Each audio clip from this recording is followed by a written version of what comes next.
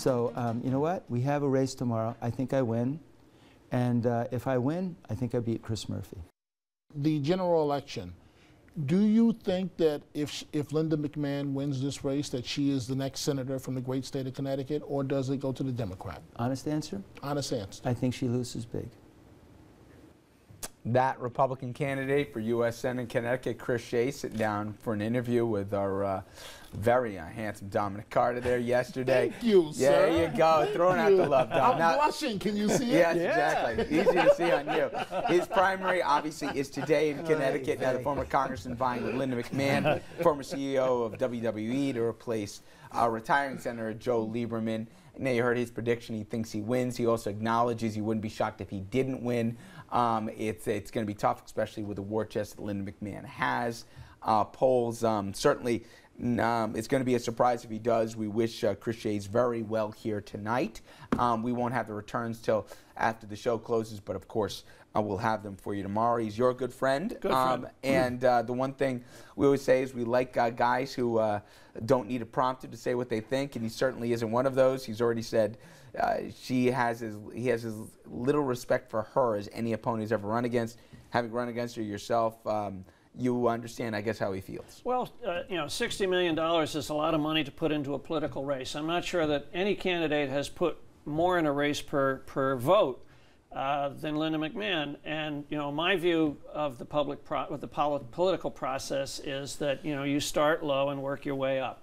And you try to learn the ropes and become effective in that fashion. In Connecticut, generally speaking, that's how it works. So when you bring in $50–60 million and kind of plop it right in on key Senate races, that can be very difficult. I think it's going to be very hard for if Linda McMahon wins the primary, for her to deal with Chris Murphy if she refuses to meet with the media, refuses to do debates, and simply continues to write checks for TV ads. And it should just be noted, we offered Linda McMahon on many occasions to be a guest in the program. She didn't. She declined at every opportunity. Okay, now let's get to the other political news of the day, and that is the current Vice President, Joe Biden. He came out swinging today, and again, he doesn't use the prompter either, as you'll see in a second, with a comment that has the Romney camp, and frankly all the media here, in a bit of a tizzy. Take a listen.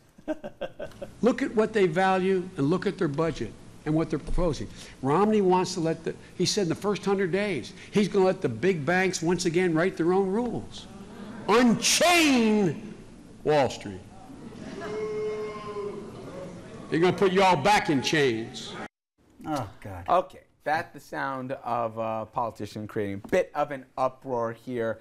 Comment from Biden in Virginia earlier today, and he got a few laughs from the crowds that he was addressing the crowd that appeared to be roughly about 50% African American, but it drew sharp criticism from Camp Romney, which called it a, quote, new low, and called on Obama to refute the comments, but so far, no backing down. In fact, the deputy campaign manager defended the vice president. All right, Dominic. Yes, I'm going to the black guy at the table for the comment here. It seems, depending on the messenger, the message is taken differently. With Joe Biden, it's just crazy old Joe. And you knew he didn't think about the thing. We heard the context. Big deal or not? I think that Joe Biden gets impressed with himself when he's speaking. You think? And I think that sometimes he says things that perhaps, you know, should not have made their way out. Now, I will say this. I wouldn't have said it, but what's the traditional role of number 2 on the ticket?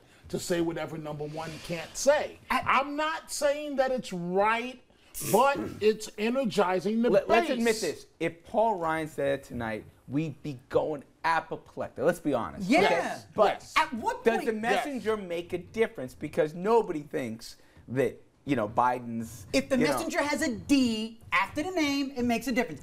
At what point, Dominic, do you just get so disgusted and offended at the pandering? You know what? It's not so much just the chains. You know what that context is? It's the y'all.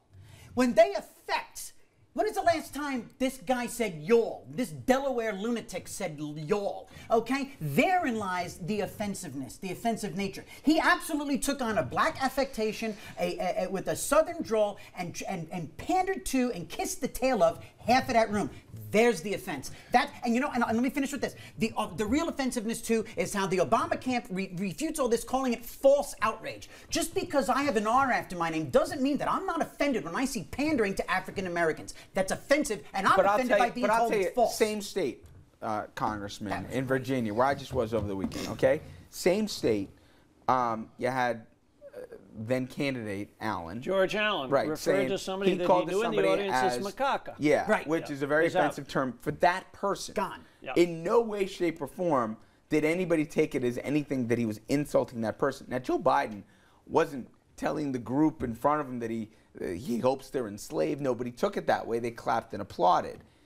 Does it matter context? And does it matter messenger? Well, it does matter a lot, and I take issue with the idea that somehow the Republicans want to unchain the banks when, in fact, Dodd-Frank have institutionalized that banks are too big to fail. So there's the first irony. The first irony is it's the Democrats who have essentially unchained the banks and said, whatever you do, you can do. If you fail, we'll bail you out By on the the way, taxpayer it wasn't dollar. a party line vote here, by the way, but anyway, let's not get those Point facts two. in there. As I recall, it was Abraham Lincoln who signed the Emancipation Proclamation, which broke the chains of slavery. As I recall, the first blacks elected to the House and Senate were Republicans, a lot of them from the South. As I recall the Civil Rights Movement in the 60s, it was Bull Connor and the Democrats who were supporting Jim Crow. As I recall, the first black Secretary of State was Colin Powell. And the the list goes on. Isn't this amazing? And Attorney General was Alberto Gonzalez. I There you have go. never We're in my right. life, except for today, seen Republicans so concerned with African American issues.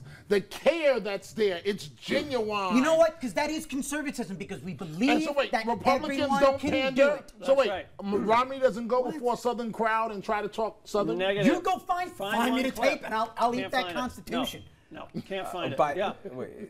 Go find me Biden talking y'all, and Oh, please. come Did you on. see him eating grits? And then he made a total fool out of himself by saying grits in the ultimate northeastern white affected way. Oh my Okay. gosh, he does not go out. I'm sorry. Hillary Grits Clinton are goes good. out. How about when Grits Hillary are good. Clinton? Oh, the I'm sorry. plantation. Have you ever had my grits? goodness. Have you ever had grits? Have you ever had grits, Okay, we Congressman? More than- officially have more gone than I off the would rails ever here. want. I Very good. apologize. In Georgia, I love them. Joe I Biden can Fort Benning, always Georgia. take you over the cliff here. I'm All an right. Irish Georgia, Catholic, and I grits. say Butter. oy vey. Butter and pepper on I'm top. begging you. Oy vey, grits, and Catholic. All right, take a break here.